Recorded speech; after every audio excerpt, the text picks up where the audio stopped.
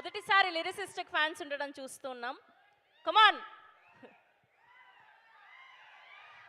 ఈ కథ నమ్మని వాడికి అబద్ధం, నమ్మిన వాడికి అద్భుతం అన్న ఆ డైలాగ్, ఆ సంభాషణ మీరు ట్రైలర్లో వినుంటారు. నేను రెండోదే ఈ కథని పూర్తిగా నమ్ముతున్నాను. మీరు అద్భుతం చూడబోతున్నారు. అలాగే కలెక్షన్లతో ఎస్కేఎన్ గారి కళ్ళ ముందు ఒక అద్భుతమైన బంగారు మేడ మీరే కట్టించి ఇవ్వబోతున్నారు. ఒక అద్భుతమైన విజయానికి సాక్షిభూతంగా నిలవబోయే ప్రేక్షకులందరికీ ముందుగానే నా నమస్కారం.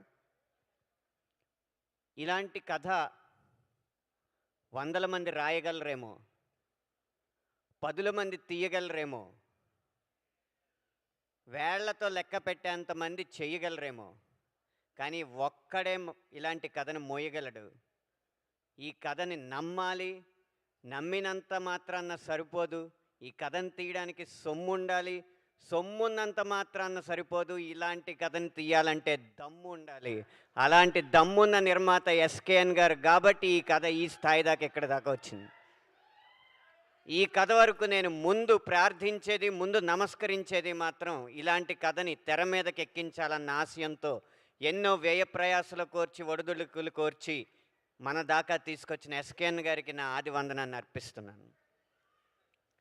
తరువాత ఈ కథలో ప్రతి పాట ఒక బోయిగా సినిమాని మోసిందనేది మాత్రం ఏమాత్రం అతిశయోక్తి కాదు. అయితే సినిమా అన్న పల్లకీని మోసిన బోయిలు మా 7 పాటలు అయితే, ఆ బోయిల్ని సైతం మోసిన భూమి మాత్రం సినిమా కథ. ఆ కథను రాసిన సాయి రాజేష్ గారు. కథకి ఆధారం, ఈ సినిమాకి ఆధారం సాయి రాజేష్ గారు. ఆయనకి నా రెండో వందనం. ఆయన రాసినంత మాత్రాన్న కథ అయిపోలేదు. అది వెండి తెరకి మీకందరికీ నచ్చే విధంగా తీసింది మాత్రం రవి గారు, రవి నంబూరి గారు. నా 21 సంవత్సరాల రచనా ప్రస్థానంలో మొట్టమొదటి సినిమాకి ఇంత స్పష్టతతో ఉన్న దర్శకుణ్ణి కేవలం ఒకే ఒక్కడిని చూశాను. అది రవి నంబూరి గారు. 1600 పాటలు రాసినప్పటికీ కూడా ఒక దర్శకుడు ఇది సన్నివేశం, నాకు ఇలా కావాలి అని చెప్పిన తర్వాత, చెప్పిన వెంటనే 1-2 రోజుల్లోనే పాట పుట్టిన ఒకే ఒక్క సినిమా చెన్నై లవ్ స్టోరీ.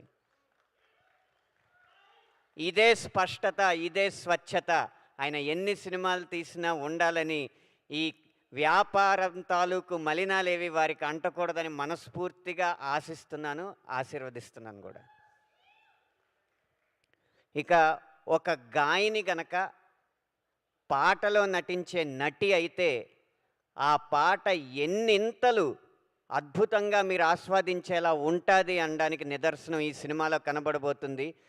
నా సినిమాల్లో ఎప్పుడో అరుంధతి సినిమాలో అనుష్క గారిది అలాంటి అభినయం చూశాను నేను రాసినప్పుడు. ఇన్ని సంవత్సరాల తర్వాత శ్రీ గౌరీప్రియ గారి అభినయానికి నేను అబ్బురపడ్డాను అనడానికి ఏమాత్రం వెనకాట్లేదు. ఇక కిరణ్ అబ్బవరం గారు ఒక్క చిరునవ్వుతో సెకండ్ హాఫ్ మొత్తాన్ని కూడా మోసారు. మీ నవ్వు ఎన్ని కోట్లు తెచ్చిపెడుతుందో ఇంకొక 4-5 రోజుల్లో తేలబోతుంది.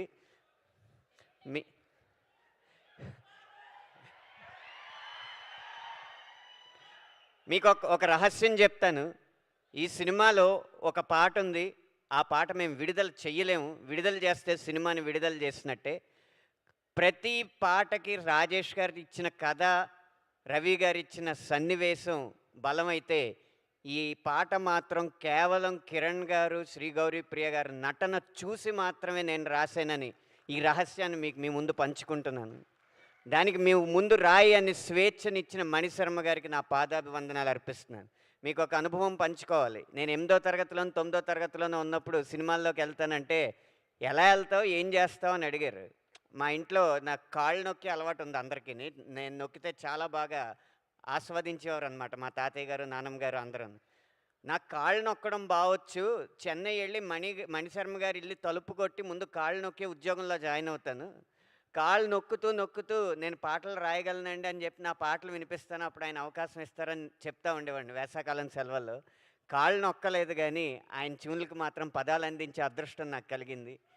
ఈ వేదిక ముఖంగా వారికి నా పాదాభివందనాలు తెలియజేసుకుంటూ, ఇంత మంచి బాణీలు ఇచ్చి పదాలు రాయడానికి స్ఫూర్తినివ్వగా, అలాగే నేను రాసిన పదాలకి మంచి బాణీలు కడుతూ, అన్ని విధాల ఈ ఆల్బమ్‌ని మనసారా మీరు ఆరాధించిన విధానానికి బృందం అందరి తరపున కూడా మీకు శతదా వందనాలు అర్పిస్తున్నాను సార్.